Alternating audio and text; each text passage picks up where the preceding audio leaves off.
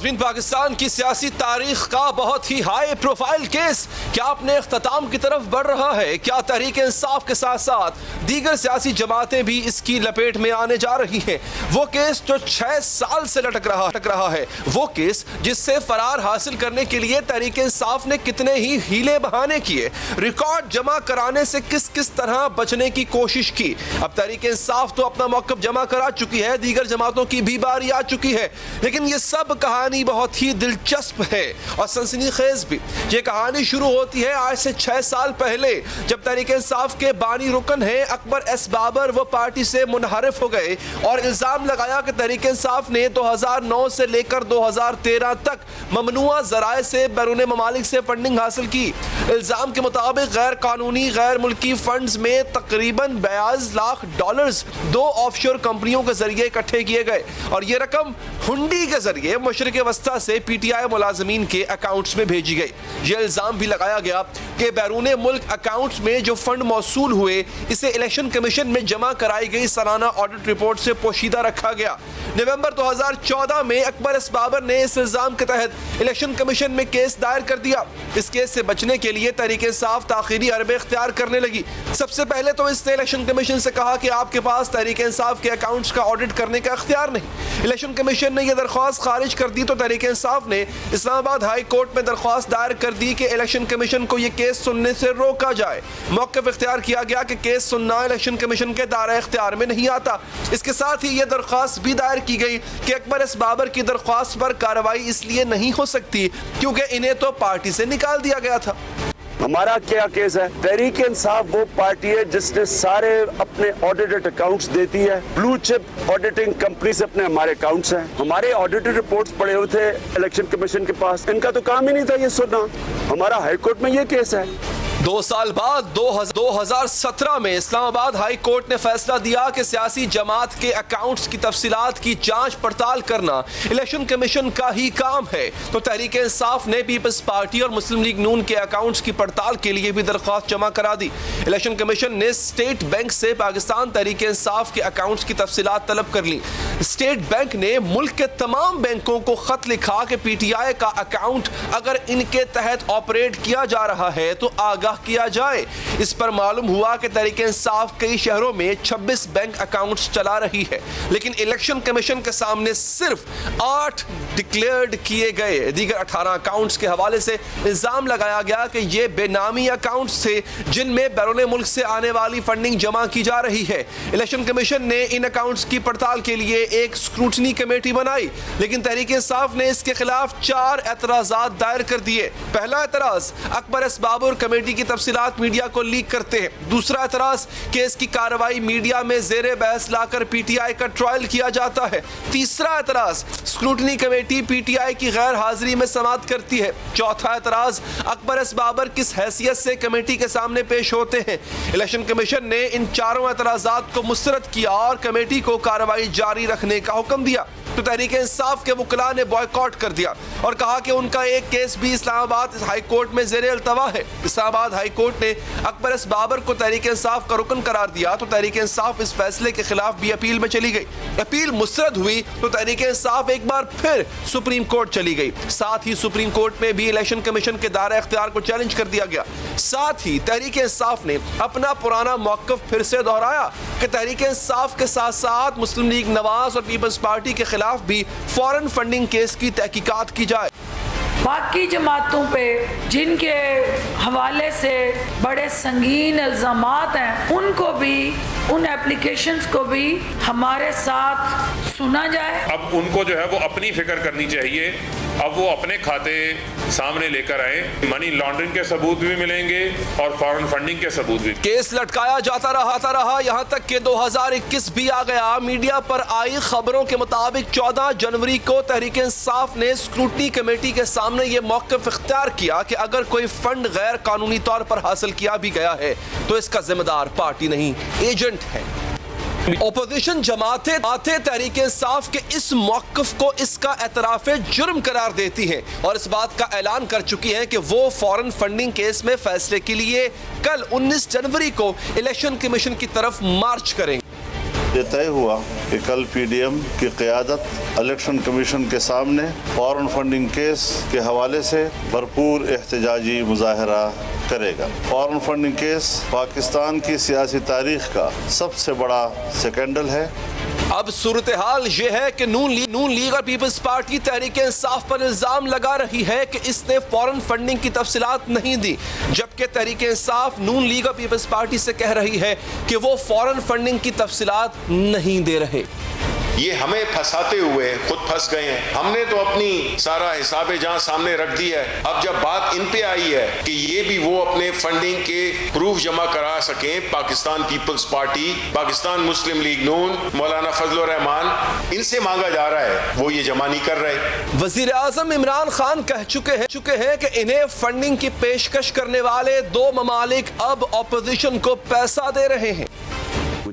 سوال یہ ہے کہ فورن فنڈنگ کیس تحریک انصاف کے لیے کتنا خطرناک ہو سکتا ہے۔ غیر ملکی فنڈنگ پر قانون یہ کہتا ہے کہ سیاسی جماعتیں مالی سال ختم ہونے کے 7 روز کے اندر الیکشن کمیشن میں بینک اکاؤنٹس کی آڈٹ رپورٹ جمع کرائیں گی۔ ساتھ ہی پارٹی کا سربراہ ایک سرٹیفکیٹ بھی جمع کراتا ہے کہ کوئی بھی فنڈنگ کسی ممنوعہ ذریعے سے حاصل نہیں کی گئی۔ اگر غیر ملکی فنڈنگ ثابت ہو جائے تو سابق secretary election commission Qamar Dilshad کے مطابق وہ سیاسی جماعت تحلیل کی جا سکتی ہے، اور اگر وہ سیاسی جماعت حکومت میں ہو تو اس کے تمام اراکین قومی اور صوبائی اسمبلی اور تمام حکومتی عہدیداران بھی ڈسکوالیفائی ہو جائیں گے۔ پولیٹیکل پارٹیز آرڈر 2002 کے تحت وفاقی حکومت کسی بھی سیاسی جماعت کو تحلیل کرنے کا ڈکلیریشن جاری کر سکتی ہے جو غیر ملکی فنڈز کے ذریعے قائم کی گئی ہو، یا اس کے قیام کا مقصد پاکستان کی خود مختاری یا سالمیت کے خلاف ہو، یا وہ جماعت دہشت گردی میں ملوث ہو۔ پولیٹیکل پارٹیز ایکٹ 2017 کے تحت کوئی غیر ملکی شہری یا غیر ملکی کمپنی سیاسی جماعت کو فنڈ نہیں دے سکتی۔ اس پر بات کریں گے، ہمارے ساتھ موجود ہیں تحریک انصاف کے رہنما فاروق حبیب صاحب اور مسلم لیگ نون کے رہنما جاوید لطیف صاحب۔ فاروق صاحب، سر مجھے یہ بتائیے گا کہ یہ تاخیری حربے آپ نے اپنائے، میں نے پوری ایک ٹائم لائن دی ہے سر آپ کے سامنے، مطلب کس طرح سے جب اکبر ایس بابر نے آغاز کیا اس پوری گیم کا، مطلب آپ پہ الزام لگانے والے پوری سلسلے کا، آپ الیکشن کمیشن کا پہلے سٹے لیتے رہے، پھر آپ نے الیکشن کمیشن سے، جب آپ کو الیکشن کمیشن نے آپ کے سٹے کی درخواست سے مسرد ہوئی، آپ کو ہائی کورٹ چلے گئے، ہائی کورٹ نے جب الیکشن کمیشن کے موقف کو صحیح جانا تو بعد میں آپ کو کہا کہ آپ اسکروٹنی کمیٹی کے سامنے آئیں، وہاں پہ تاخیری حربے آپ نے سوال کیے، بالآخر آپ نے یہ تک مان لیا کہ فنڈنگ ہوئی، پیسے آئے، مگر ہمارے ایجنٹس نے کلیکٹ کیے، ہمیں اس بات کا نہیں پتا، جو کہ اپوزیشن کے مطابق اس بات کا اعتراف ہے کہ آپ فورن فنڈنگ کو مان رہے ہیں۔ تو سر مجھے پہلے یہ بتائیے گا کہ یہ تمام چیزیں آپ کے پاس اگر تھیں جس کا آپ آج کہہ رہے ہیں، اور الٹا نون لیگ پر بھی آپ فورن فنڈنگ کا الزام لگا رہے ہیں، تو ابھی تک آپ نے خود کو کلیئر کیوں نہیں کیا، اور اس کلیئر کرنے کے لیے آپ بار بار اس احتساب سے بھاگتے کیوں رہے؟ دیکھیں بات یہ ہے علی بھائی، آپ جو بات کر رہے ہیں، آپ حوالہ دے رہے ہیں سپریم کورٹ کے فیصلے کا۔ دیکھیں یہی کیس کو پیسٹ کر کے اکبر ایس بابر کے کیس کو حنیف عباسی سپریم کورٹ لے کے گئے تھے۔ سپریم کورٹ نے ہم سے تمام چیزیں مانگی، ہم نے تمام ریکارڈ سپریم کورٹ کے اندر جمع کروایا، اپنے ڈونرز کا ریکارڈ جمع کروایا، جیسے جیسے پیسے ہمیں آئے، جن قوانین کے تحت آئے وہ ہم نے جمع کروایا، جس کو سپریم کورٹ نے جب جائزہ لیا اس کو آئین کے آرٹیکل 17(2) کے تحت اور پولیٹیکل پارٹیز 2002 کی شک نمبر 15 کے تحت، تو انہوں نے کہا کہ حنیف عباسی صاحب جو الزام آپ لگا رہے ہیں فارن فنڈنگ کا، اس میں تو آپ کا لوکس سٹینڈا ہی نہیں ہے، اس میں تو مدعی جو ہے یعنی کہ فیڈرل گورنمنٹ ہوتی ہے جو کیس کو انیشیٹ کرتی ہے۔ تو حضور والا سوال تو یہاں یہ اٹھتا ہے کہ 2014 میں جو اکبر ایس بابر یہ کیس دائر کرتے ہیں فارن فنڈنگ کا، سو کالڈ فارن فنڈنگ کا، اس وقت حکومت تو پی ایم ایل این کی تھی۔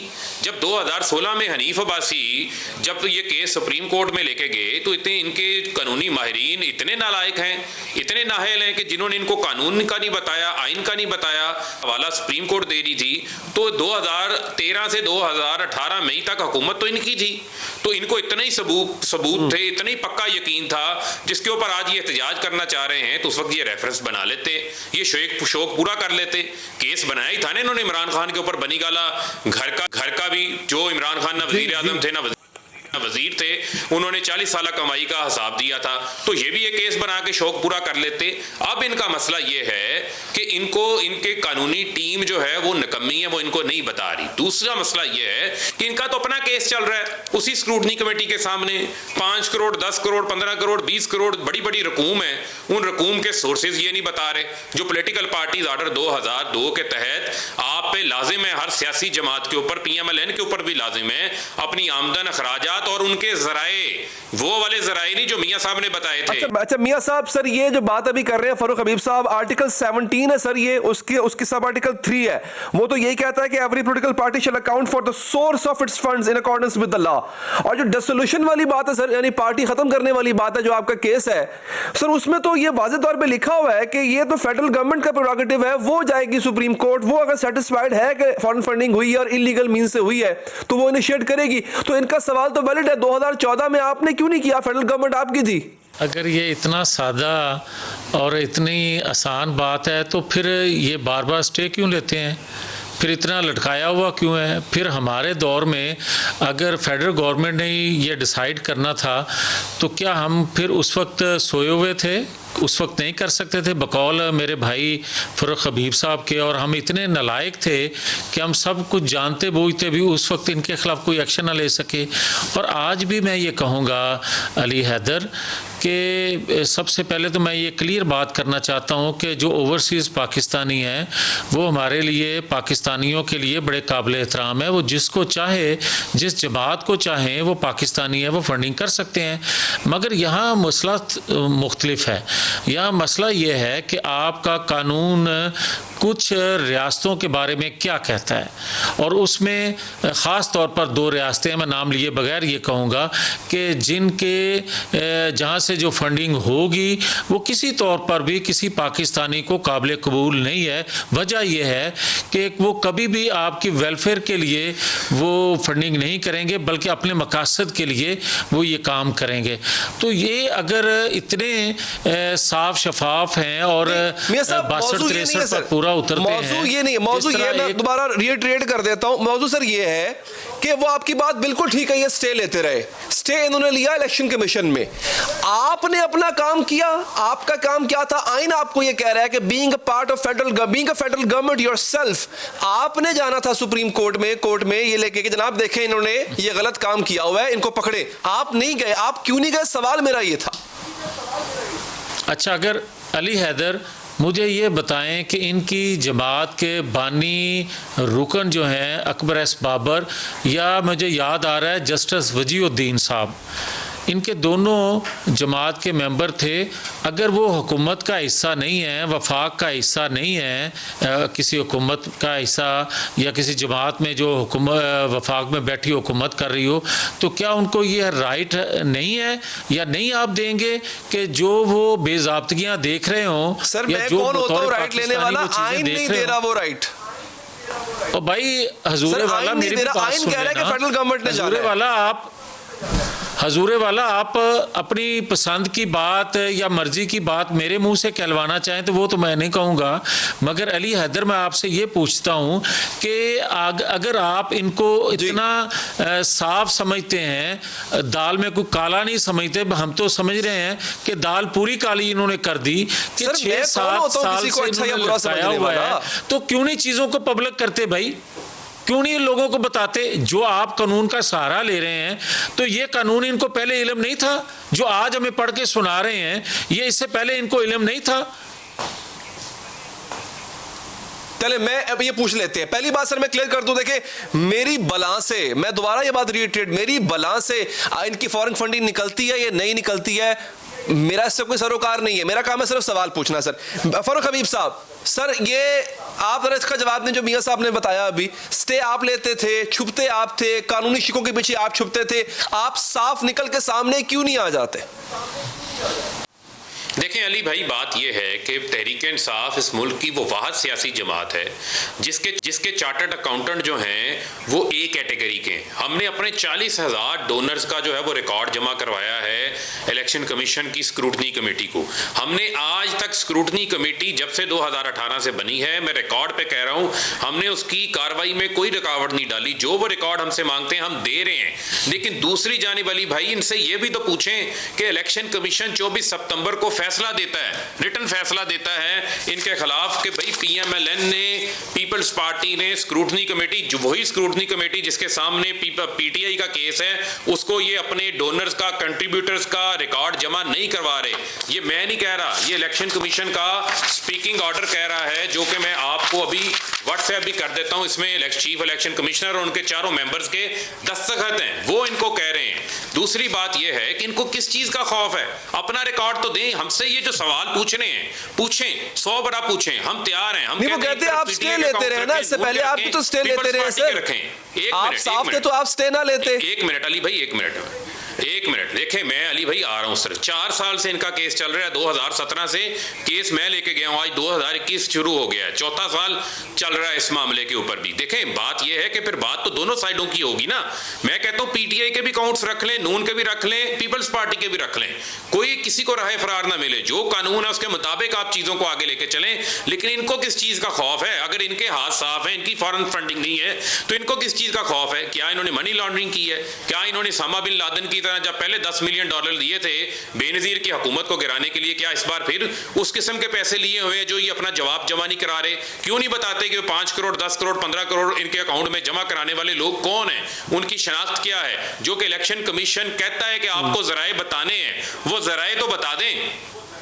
لیکن کبھی یہ ذرائع سامنے اچھا چلیں میرے ایک سوال کا جواب دیں فاروق صاحب. میرے ایک سوال کا جواب، ہم ذرا آگے بڑھیں گے نا، ڈسکشن کو آگے لے کے بڑھتے ہیں. میرے سوال کا جواب دیں. کیا آپ نے، یعنی آپ سے مراد آپ کی جماعت نے الیکشن کمیشن میں یہ مانا ہے کہ ہمیں ایسی فنڈنگ ہوئی ہے ایسی جگہ سے، لیٹ سے اسرائیل سے بھی ایسی جگہ سے فنڈنگ ہوئی ہے لیکن ہم نے نہیں کی، ہمارے ایجنٹس نے کی ہے، اس سے ہمارا کوئی تعلق نہیں؟ کیا آپ نے یہ بات ایکسیپٹ کی ہے الیکشن کمیشن میں؟ میں آپ کو میں آپ کا سوال سمجھ گیا ہوں. آپ نے بہت اچھا کیا، آپ نے یہ سوال کیا. دیکھیں یہ بات ہو رہی ہے یو ایس کی. 9/11 کے بعد ہر ملک نے اپنے قوانین بنائے جس میں منی لانڈرنگ کے حوالے سے، ٹیرر فائنینسنگ کے حوالے سے بڑے سخت قوانین ہیں ان کے. آپ بیرون ملک سے اگر کوئی پاکستانی امریکہ میں بیٹھا اپنے بھائی رشتہ داروں کو بھی کوئی پیسہ بھیجتا ہے تو اس کو پہلے ان کو انٹیمیٹ کرنا پڑتا ہے، پھر وہ پیسہ بھیج سکتا ہے. اسی طریقے سے امریکہ نے ایک فارا ہے ان کا، فارن ایجنٹ رجسٹریشن ایکٹ، جو ان کی جسٹس اینڈ لا منسٹری کے انڈر ہے. اس کا قانون یہ کہتا ہے کہ اگر کسی بیرون ملک کی پولیٹیکل پارٹی نے یو ایس کے اندر آ کر کوئی کام کرنا ہے، پولیٹیکل فنڈ ریزنگ کرنی ہے، تو وہاں پر ہمارے پاس رجسٹرڈ ہوگی. ہم ان کے پاس وہاں پر رجسٹرڈ ہیں. ہمیں اوورسیز پاکستانی جو اس ملک کو $22 ارب بھیجتے ہیں، جو انشاءاللہ اس سال جو ہے ہماری حکومت میں $28 ارب ہوگا، وہ لوگوں نے پیسے بھیجے ہیں اور وہ وہاں پر انٹیمیٹ ہوتے ہیں. اگر وہاں سے کوئی پیسہ ایسا ہو جو قانون کے خلاف ورزی ہو، ان کے قوانین بڑے سخت ہیں. نہیں دیکھیں نہیں، اسرائیل میں کون سا پاکستانی بیٹھا ہے؟ کیٹیگوریکلی ڈینائی کرتا ہوں. سن لیں علی ایک منٹ. میں اسرائیل کو اور جو ہے بھارت والا جو الزام یہ لگاتے ہیں کیٹیگوریکلی ڈینائی کرتا ہوں، اور اسرائیل کے اوپر تو آپ کے سمانے کا سید اجمل. ٹھیک ہے بہت بہت شکریہ فاروق حبیب صاحب. آپ نے کہہ دیا جی آپ اس بات کو ویسے ڈینائی کر رہے ہیں، لیکن وہ کہہ رہے ہیں کہ یہ بات آپ نے ایکسیپٹ کی ہے الیکشن کمیشن میں. بہت شکریہ آپ کا. اور میاں صاحب آپ نے وقت دیا سر، آپ کا بھی بہت بہت شکریہ. ایک وقفہ لیتے ہیں، وقفے کے بعد جو براڈ شیٹ کی کا پنڈورا باکس ہے اس میں ایک جماعت کو پہلے لگا کہ جناب اب تو 7 والی اپوزیشن جماعت اس کا تو کام تمام ہو گیا، لیکن اب اس کا کینوس اتنا بڑا ہو گیا ناظرین کہ سب اس کے دائرے میں آتے جا رہے ہیں. براڈ شیٹ کیس کے بارے میں بات کریں گے، سابق جسٹس ہمارے ساتھ موجود ہوں گے اس وقفے کے بعد.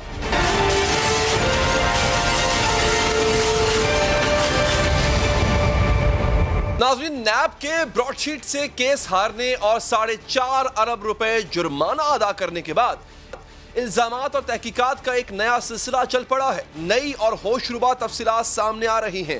وزیر اعظم عمران خان تحقیقات کے لیے 5 رکنی کمیٹی بنا چکے ہیں جس میں فواد چودھری، شیریں مزاری، بابر اعوان اور شہزاد اکبر شامل ہیں. وزیر اعظم نے کہا ہے کہ تفصیلات اور حقائق عوام کے سامنے لائے جائیں گے، فائدہ دینے اور فائدہ اٹھانے والوں کے نام سامنے لائے جائیں گے. وفاقی وزیر Fawad Chaudhry Broadsheet case کے حقائق کو تہلکہ قرار دے چکے ہیں. انہوں نے ٹویٹ کی ہے کہ لندن کی عدالت نے نواز شریف کے خاندان کی 74 جائیدادوں کی قیمت $800 ملین بتائی ہے۔ وفاقی وزیر حماد اظہر کے مطابق براڈ شیٹ نے جو $800 ملین کی جائیدادوں کی نشاندہی کی، اب اس رقم میں سے اسے حصہ دینا پڑا ہے۔ مساوی صاحب یہ کہہ رہے ہیں اور ان کا آربیٹریٹر یہ کہہ رہا ہے کہ ہم نے $100 ملین کی اور $800 ملین کی پراپرٹیاں ثابت کر دیں، اور حکومت پاکستان کے ساتھ ہمارا معاہدہ یہ تھا کہ جتنی آپ رقم ثابت کرو گے اس کا 20% حصہ جو ہے آپ مساوی صاحب کو براڈ شیٹ کو دو گے۔ انہوں نے کہا آپ نے جا کے جنرل مشرف کے ساتھ NRO کر لیا، تو میری جو محنت تھی ساری وہ کہاں گئی؟ تو مجھے آج 20% جو ہے وہ رقم واپس کرو۔ وزیر اعظم کے مشیر برائے احتساب شہزاد اکبر کے مطابق براڈ شیٹ نے نواز شریف کے 16 ارب روپوں کے اثاثوں کی نشاندہی کی، اور یہ سراغ وہ سن 2000 میں ہی لگا چکی تھی۔ براڈ شیٹ کو رقم کی ادائیگی جرمانہ نہیں بلکہ اس کے حصے کی ادائیگی۔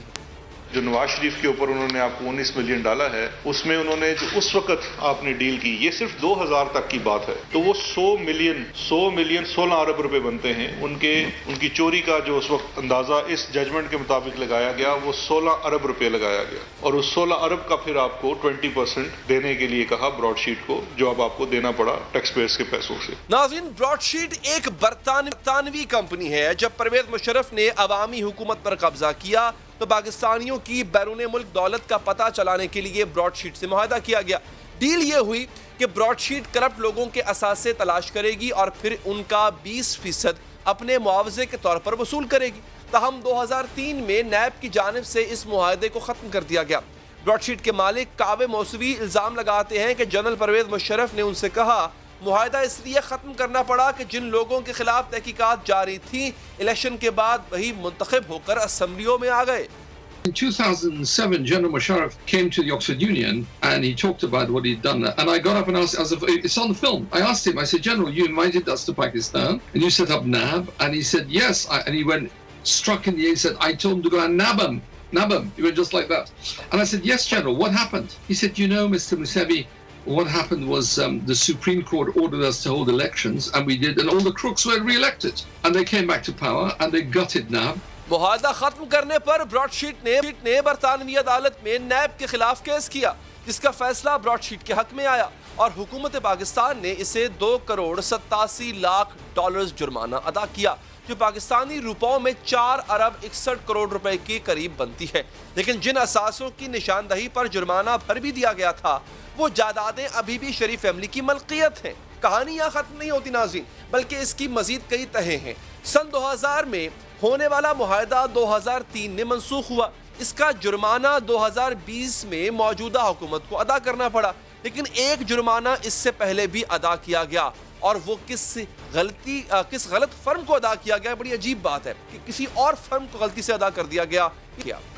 مساوی صاحب بار بار کہہ رہے ہیں جو اس فرم کے نئے اونر ہیں، کیونکہ خیر سے پاکستان حکومت نے 1/4 تو ملین، شاید 5 ملین، کتنے ملین بتائیں یہ لوگ، دے دیے کسی غلط فرم کو جو اسی نام کی ڈیفنکٹ فرم کو پیسے دے دیے۔ اس پر انکوائری ہونی چاہیے چیئرمین صاحب۔ براڈ شیٹ کمپنی کے سربراہ کاوے موسوی نے ایک انٹرویو میں یہ بھی انکشاف کیا کہ نواز شریف سے وابستہ ہونے کا دعویٰ کرنے والے ایک شخص نے 2012 میں تحقیقات روکنے کے لیے رقم کی پیشکش کی تھی۔ Who was that person? Mr. Anjum Dar reporting.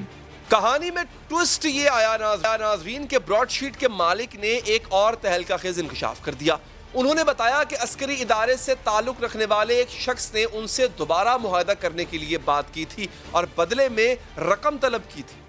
جرمانہ تو حکومت پاکستان ادا کر چکی ہے، لیکن کیا اصل رقم کی ریکوری ممکن بھی ہے؟ بین الاقوامی قوانین سے اس حوالے سے کیا کہتے ہیں، پوچھیں گے بین الاقوامی عدالت انصاف کے سابق جج علی نواز چوہان صاحب سے۔ چوہان صاحب بہت شکریہ۔ چوہان صاحب یہ بتائیے گا کہ کیا براڈ شیٹ کی انکوائری اور اس کی جو فائنڈنگ ہے اس میں یہ آیا کہ نواز شریف صاحب کے اتنے اثاثے ہیں، ہم نے اس کا جرمانہ بھی ادا کر دیا، اب وہ اثاثے واپس لانے کے لیے یا وہ رقم پاکستان کے اندر واپس آنے کے لیے ہمیں کرنا کیا ہوگا، اور کیا یہ پاسبل بھی ہے؟ کیا کسی معاہدے کے تحت ہم یہ رقم حاصل بھی کر سکتے ہیں؟ دیکھیے جو ہے نا سٹولن ایسیٹس ریکوری کا جو سارا پروسیس ہے وہ اقوام متحدہ نے اور اس کا جو ورلڈ بینک ملک ہے اس نے، اور اس کے بعد UNODC یعنی United nation office of drug control یا کرائم کنٹرول، ان سب نے ایک انیشیٹو دیا ہے جو کہ پھر بعد میں کنونشن میں چلا گیا، جسے ہم کہتے ہیں یونائٹڈ نیشنز کنونشن آن یہ جو ہے کرپشن، تو اسے کہتے ہیں UNCAC۔ تو UNCAC کے تحت ایک واضح پروسیجر دیا گیا۔ ایک تو یہ ہے کہ اس کا جو آرٹیکل 46 ہے اس کے تحت جو ایک میوچول لیگل اسسٹنس ہے وہ کنونشن کے جتنے لوگوں نے ریٹیفائی کیا، اور میرا خیال ہے سارے ورلڈ نے ریٹیفائی کیا، اس کے نیچے آپس میں کوآپریٹ کرنا ہوتا ہے، اسسٹنس دینی ہوتی ہے اور ریکوری کرنی ہوتی ہے۔ تو یہ جو United nation convention against corruption ہے، اس میں سارا پروسیجر دیا گیا۔ اس کے بعد وینا میں 2009 میں بہت سارے کنٹریز نے بیٹھ کے ایک ہینڈ بک تیار کی ہے، جس میں درج ہے وہ میکنزم، وہ طریقہ کار جس میں ایک تو آپ فورفیٹ کریں ان پیسوں کو اگر اسٹیٹ پارٹی اس میں چاہتی ہے دوسری اسٹیٹ پارٹی میں، اور پھر وہ اس کی ریکوری جو ہے وہ کر کے اپنے ملک میں واپس لے جائیں، یا پھر اگر انہیں ایویڈنس کوئی ریکارڈ کرنا ہے یا ڈھونڈنا ہے اس کو، تو وہ اسسٹ کریں گے اور ہیلپ کریں گے۔ تو یہ اب پروسیجر جو ہے یہ بہت ہی واضح ہے۔ اس کے بعد فرانس میں 2010 میں اس کو فردر اس کو ٹیون اپ کیا گیا، اور یہ پروسیجر جو ہے اب بالکل واضح ہے، اور ان کو کوآپریٹ کرنا ہے، اور اس کے بعد وہ جو پیسے سٹیشڈ ہوئے ہیں اگر ان کی انفارمیشن ہے تو پھر وہ وہاں سے کورٹ آرڈر لیں گے، اور کورٹ آرڈر اسٹیٹ لے گی، کورٹ آرڈر لے کے وہ پیسے جو ہیں وہ فورفیٹ ہو سکتے ہیں۔ اچھا، اب جسٹس صاحب سر یہاں پہ دو اہم نکات ہیں آپ کی اس گفتگو سے جو میرے ذہن میں آیا، میں آپ کے سامنے رکھتا ہوں۔ پہلی بات تو یہ سر، جیسے یہ اب ایک براڈ شیٹ ہے، یہ ایک فرم ہے، پرائیویٹ فرم ہے، جس نے جو ہے وہ تحقیقات کی ہیں، اس کی فائنڈنگ، اچھا اس کی فائنڈنگ کیا باؤنڈ ہوں گی اس اسٹیٹ پہ کہ وہ پیسہ واپس کرے؟ ایک دوسری بات یہ کہ پاکستان سگنیٹری ہے برطانیہ کے ساتھ، کہ برطانیہ اگر وہاں پہ ہمیں پتہ چلتا ہے کہ جناب پیسے پڑے ہوئے ہیں، منی لانڈرنگ کر کے گئے یا کسی بھی ذریعے سے گئے، انلیگل مین سے گئے ہیں، کیا ہم سگنیٹری ہیں کہ ایسے معاہدے ہمارے ہیں کہ پیسے ہم واپس لا سکیں؟ اس میں ڈائریکٹ معاہدے کی ضرورت نہیں ہے، ڈائریکٹ معاہدہ تو ایکسٹریڈیشن وغیرہ کے لیے، یہ تو ایک کنونشن ہے یونائٹڈ نیشن کا جس کو سب نے ریٹیفائی کیا ہوا ہے، اور اس میں برطانیہ بھی پارٹی ہے اور پاکستان بھی پارٹی ہیں، اور وہ دونوں کو پابند کرتا ہے میوچول اسسٹنس کے لیے، ایک دوسرے کی وہ مدد کریں۔ لیکن ایک پرائیویٹ جو پارٹی ہے وہ اسٹیٹ پارٹی نہیں، اور اسٹیٹ کو اس میں آنا پڑے گا جب اسٹیٹ ریکویسٹ کرے کہ جی یہ پیسے سٹیشڈ ہیں اور ان کو آپ ریکور کریں، اور یہ ہمارے پاس ایویڈنس ہے۔ جو پارٹی ہیں، پرائیویٹ جو انویسٹیگیٹرز ہیں، وہ فراہم کرتے ہیں ثبوت، اور اسٹیٹ پارٹی جو ہے وہ جب اسے ویریفائی کرتی ہے تو دوسری اسٹیٹ پارٹی کو کہے گی کہ یہ ہمارے پاس ایویڈنس ہے، یہاں پہ وہ پیسے ہیں، یہ ill gotten wealth ہے، اور یہ ویلتھ ہے یا لوگوں نے بیونڈ ایکسپلینیبل مینز ہے اس کے سٹیش کی ہوئی ہے، یا یہ کسی کرائم کی وجہ سے آئی ہے، یا منی لانڈرنگ ہے کسی طرح کی، تو پھر وہ اسٹیٹ کی بات مانیں گے، جیسے کہ کنونشن کہتا ہے ایک پرائیویٹ انڈیویجول کھڑا ہو کے دوسرے ملک کی گورنمنٹ کو نہیں کہہ سکتا کہ آپ اس کو کانفسکیٹ کریں یا لے جائیں، بیکاز اس کی سینکچوٹی نہیں ہے، اس کا مطلب ہے ہر کوئی کھڑا ہو جائے گا، لہٰذا وہ اسٹیٹ جس کی چوری ہوئی ہے وہ اس ایویڈنس کو یوز کرتے پھر جا سکتی ہے دوسری اسٹیٹ کے پاس کہ یہ ہمارے پاس ایویڈنس ہے جو کہ امپیچبل نہیں ہے، تو آپ یہ جگہ ہے اس کو ٹریس کریں اور کریں، اور ان کو پابندی ہے کہ وہ پھر اس کنونشن کے تحت ہیلپ کریں، جس سے میوچول اسسٹنس کہتے ہیں، جو کہ ان کے آرٹیکل 46 میں ہے اس کنونشن کے، اور اس کے بعد باقی آرٹیکلز بھی ہیں جو آبلیگیشن کریٹ کرتی ہیں ممالک کو کہ وہ ایک دوسرے کی اس معاملے میں ہیلپ کریں. اور یہ سارا ریشنل جو ہے یہ کوفی ٹھیک ہے. بہت بہت شکریہ جسٹس صاحب. آپ کے قیمتی وقت کا ایک وقفہ لیتے ہیں ناظرین اور بتائیں گے آپ کو کہ بھارت کا جو جھوٹ ایک دفعہ نہیں, میرے خیال ہے کہ پچھلے چند دنوں میں یہ تیسری چوتھی بار ہے کہ بھارت کا جھوٹ پکڑا گیا. ہم بھارت کے اس جھوٹ کو مزید کس طرح بے نقاب کر سکتے ہیں, پوچھیں گے قومی سلامتی کے مشیر ڈاکٹر محی یوسف صاحب سے اس وقفے کے بعد.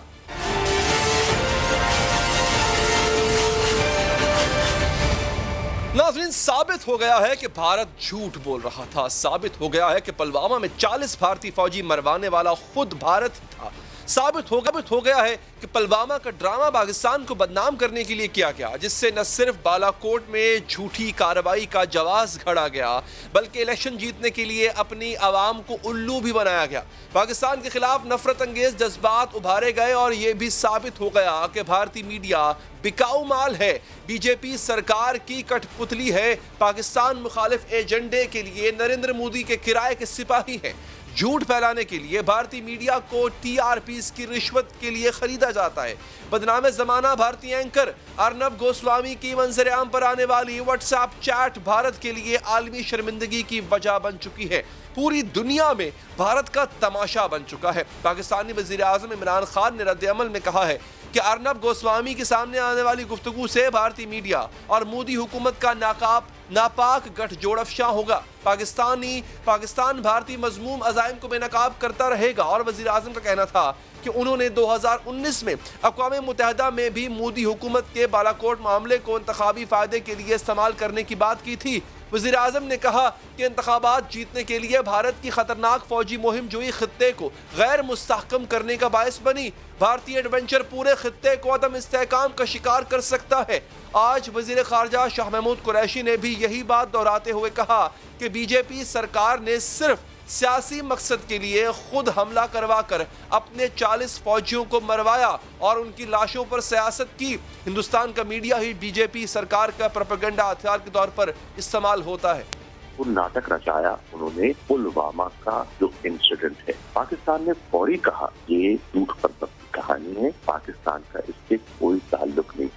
پاکستانی حکومت کے اس رد عمل پر اس اسکینڈل کے مرکزی کردار ارنب گوسوامی نے دوبارہ پاکستان کے خلاف زہر اگلا ہے. آج اپنے ٹی وی پروگرام میں ارنب گوسوامی نے بڑی ٹھٹائی سے اپنے عمل کا دفاع کرتے ہوئے کہا کہ پلوامہ حملے کے بعد بالا کوٹ کا حملہ توقع کے عین مطابق تھا. بدنام زمانہ بھارتی اینکر ارنب گوسوامی شرمندہ ہونے کے بجائے ٹھٹائی پر قائم ہے, جو کہ ان کی ایک عادت ہے. حالانکہ ان کی اور بھارتی broadcast ordinance research council کے سربراہ پراتھو داس گپتا کے درمیان ہونے والی چیٹ بھارت کے لیے بھاری پتھر بن چکی ہے. ممبئی پولیس خود کہہ چکی ہے کہ ارنب گوسوامی کو بھارت میں اعلیٰ ترین سطح پر ہونے والے فیصلوں کا علم تھا اور وہ بالا کوٹ پر ہونے والے حملے کے بارے میں 3 دن پہلے سے ہی جانتے تھے. اس کے علاوہ وہ کشمیر میں آرٹیکل 370 کے خاتمے سے بھی کئی ماہ پہلے آگاہ تھے. 23 فروری 2019 کو ارنب نے بی اے آر سی سربراہ کو پاکستان سے متعلق بڑی خبر دینے کی پیشگوئی اطلاع دیتے ہوئے پیغام بھیجا کہ پاکستان کے خلاف کچھ بڑا ہوگا. پراتھو داس گپتا نے سوال کیا کہ داؤد تو اب ارنب گوسوامی نے کہا نہیں, داؤد نہیں جناب, پاکستان اس بار کچھ اہم کام کیا جائے گا. جس پر پراتھو داس نے جواب دیا زبردست. پراتھو داس گپتا نے کہا کہ اس موسم میں بڑے آدمی کے لیے اچھا ہے اور اس کے بعد وہ انتخابات میں کامیابی حاصل کریں گے. پھر پراتھو داس گپتا نے ارنب گوسوامی سے پوچھا حملہ یا اس سے بڑا؟ ارنب گوسوامی نے جواب دیا حملے سے بڑا, اور اسی دوران کشمیر میں بھی کچھ بڑا ہوگا. بھارتی حکومت کو اعتماد ہے کہ وہ پاکستان پر اس انداز سے حملہ کرے گی جس سے لوگوں میں خوشی ہوگی. گوسوامی کے اس پیغام کے ٹھیک 3 دن بعد بھارت نے بالا کوٹ کا جعلی آپریشن کیا. اسی چیٹ میں پلوامہ میں بھی 40 بھارتی فوجی مرنے کی خوشی بھی منائی گئی. بھارتی فوجیوں کی ہلاکت کے بارے میں گوسوامی نے پراتھو داس گپتا کو لکھا تھا کہ کس طرح پلوامہ حملے سے ان کے چینل کی ریٹنگ میں اضافہ ہوا. یعنی مودی سرکار نے اس حملے سے 4 فائدے حاصل کیے. 1, پاکستان کے خلاف دہشت گردی کا پروپیگنڈا کیا گیا. 2, پاکستان کے خلاف بالا کوٹ کارروائی کا جواز گھڑا گیا.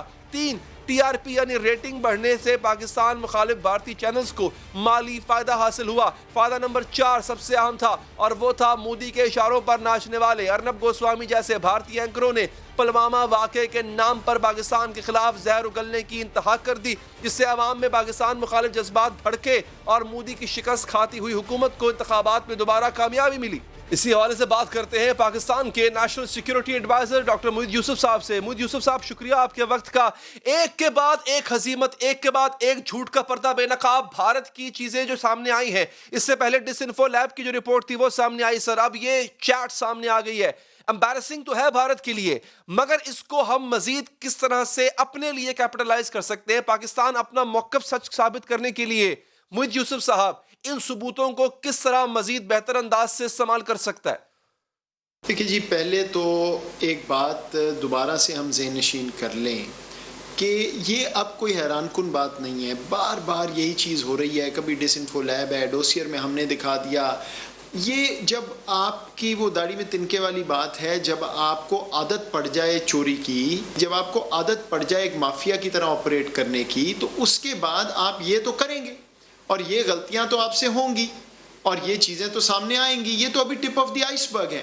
لیکن اب مجھے بتائیں، جو پلوامہ سے لے کے آج تک پاکستان کا بیانیہ تھا، جس کو دنیا نہیں تسلیم کرتی جس طرح کرنا چاہیے، کافی حد تک کرتی ہے، کافی حد تک نہیں کرتی، ہمارے اندر سے آوازیں آتی ہیں کہ جی پتہ نہیں صحیح کہہ رہے ہیں۔ اب کوئی اور شک، کوئی ابہام، کوئی گنجائش رہ گئی ہے؟ یہ چیز تو اب ہمارے سامنے ہے کہ کیا ریاست ہے الیکشن جیتنے کے لیے ایک ایسی خطے کو وہ جنگ پہ لا کے کھڑا کر دیتی، اور یہ اسی لیے ہم فالس فلیگ بار بار بات کرتے ہیں، یہ رکنے والے نہیں ہیں۔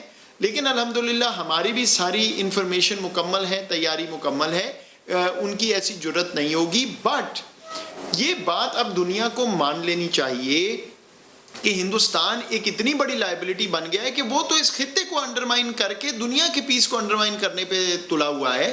تو کہتے رہیں کاؤنٹر ویٹ ہے، ہمارا دوست ہے، جب آپ کی وہ کیا ہے، man is known by the company keeps, تو جب آپ کی ایسی دوستیاں ہوں گی تو پھر آپ کے اپنے اوپر دھبا آئے گا، آپ کے اپنے اوپر جو ہے وہ لان تان اور ملامت ہوگی۔ تو یہ خود سوچ لیں جو ان کے پارٹنرز بنے ہوئے ہیں، دوست بنے ہوئے ہیں، کہ کس طرف جا رہا ہے یہ ملک۔ اچھا نہیں، اب تو محی صاحب ہم اس میں انٹرنیشنل کمیونٹی کو کس حد تک باور کروا پائیں گے کہ مطلب جس کو بڑھ چڑھ کے وہ اتنا سر پہ بٹھا کے رکھتے ہیں بھارت، اس کا اصل چہرہ یہ ہے، یہ کیسے کر پائیں گے ہم؟ اور کر بھی رہے ہیں، مگر مزید بہتر کیسے کر سکتے ہیں؟ دیکھیے جی، اگر تو کوئی انصاف پہ مبنی دنیا ہو تو پھر تو ہم نے نہیں کروانا، ظاہری بات ہے، پھر تو ایک چیز سامنے آ گئی، خود انویسٹیگیٹ کر لیں۔ اب میں نے تو نہیں واٹس ایپ میسج کیا، آپ نے تو نہیں کیے، جس نے کیے اس کے سامنے دنیا کے آگے چیک کر لیں۔ یہ کیسے پتا تھا اس شخص کو کہ کشمیر میں کوئی بڑی چیز ہونے والی ہے؟ اگست 5 کو وہاں پہ وہ کرتے ہیں جو انہوں نے کیا، اس سے پہلے دنیا سے جھوٹ بولتے ہیں کہ وہاں دہشت گردی کا خطرہ ہے، ہم کو 2 لاکھ فوجی لا رہے ہیں، یہ کر رہے ہیں۔ وہ 6 مہینے پہلے فیصلہ کر چکے تھے۔ انہی میسیجز میں وہ کہتا ہے کہ ساری فار ایور گورنر رول رہے گا کشمیر میں، دلی اس کو رول کرے گا، تو وہ کالونائزیشن اور کیا ہوتی ہے مقبوضہ ٹیریٹری کی۔ تو یہ اگر تو انصاف پہ مبنی دنیا ہو تو اس میں تو کوئی شک نہیں، آج ہندوستان کی سرزرش، اور کل اس کو فہرست میں کھڑے ہونا چاہیے اسٹیٹ اسپانسر آف ٹیررزم کے، اور بہت سے قوانین جو انہوں نے توڑے ہیں، ڈس انفو لیب میں سامنے آئے وغیرہ وغیرہ، اس میں۔ لیکن بدقسمتی سے دنیا اپنا شارٹ ٹرم مفاد دیکھتی ہے، اس میں یہ ہتھیار خرید رہے ہیں، منڈی ہے چائنا کے خلاف، اور میں آپ کو یہ بھی بتا دوں چائنا کے خلاف نہ ان میں کھڑے ہونے کی کوئی سکت ہے، نہ انہوں نے ہونا ہے۔ تو یہ آنکھیں کھل جائیں گی دنیا کی، لیکن بہرحال ہم اپنی کوشش جاری رکھیں گے، ڈپلومیٹک، لیگل، جو ہمارے پاس حربہ ہے، جو ہمارے پاس سپیس ہے۔ یہ بات بالکل درست ہے کہ اس طرح ہماری بات تسلیم نہیں ہوتی جیسے ہم چاہتے ہیں، وہ رزلٹ نہیں آ رہا، لیکن اس کا یہ مطلب نہیں کہ حق پہ مبنی بات اور بیانیہ ہم اپنا چھوڑ دیں اور مایوس ہو جائیں۔ یہ وقت لگے گا، لیکن اب آپ دیکھ رہے ہیں کہ ہندوستان کی کرنسی گرتی جا رہی ہے وسطی دنیا میں، ان کے پارٹنرز کو بھی سمجھ آ رہی ہے، جواب ان کے پاس بھی کوئی نہیں ہے جب ہم ان سے بات کرتے ہیں ہندوستان کے بارے میں۔ اچھا یوسف صاحب، اپنے دوستوں کو کیسے قائل کر سکتے ہیں؟ مطلب خاص طور پہ وہ عرب ممالک کے دوست جو کہ بار بار مائل ہوتے ہیں بھارت کی طرف، ہے نو ڈاؤٹ ان کا کوئی میوچل انٹرسٹ اس میں ہوگا، مگر ان کو یقین دلا سکتے ہیں کیا ہم؟ دیکھیے، دوست دشمن کی بات نہیں نا، دنیا مفاد پہ چلتی ہے۔ ہم نے ہر دنیا کے ملک کو یہ بات باور کرانی ہے اور کراتے رہنا ہے۔ آج نہیں مانیں گے، کل نہیں مانیں گے، پرسوں نہیں۔ جب ویٹ آف ایویڈنس اتنا بڑھ جائے جتنا ہندوستان کے خلاف ہے تو کبھی تو مانیں گے۔ میرے بھائی یاد رکھیں، دنیا تو ہٹلر کے عزائم کو بھی نہیں مانتی تھی، جب تک وہ گلے نہیں پڑی چیز، جب سمجھ آ گئی کہ یہ تو معاملہ ہاتھ سے نکل گیا ہے، تو اسی لیے ہم دنیا کو بار بار وزیر اعظم صاحب یہ کہتے ہیں کہ ابھی سوچ لیں کہ یہ کیا ملک کس طرف جا رہا ہے، ان کی حکومت کون سی ہے، بعد میں کہیں یہ نہ ہو کہ سارے ریگریٹ کر رہے ہیں۔ ٹھیک ہے ڈاکٹر صاحب، بہت بہت شکریہ آپ کے قیمتی وقت کا۔ آگے بڑھتے ہیں۔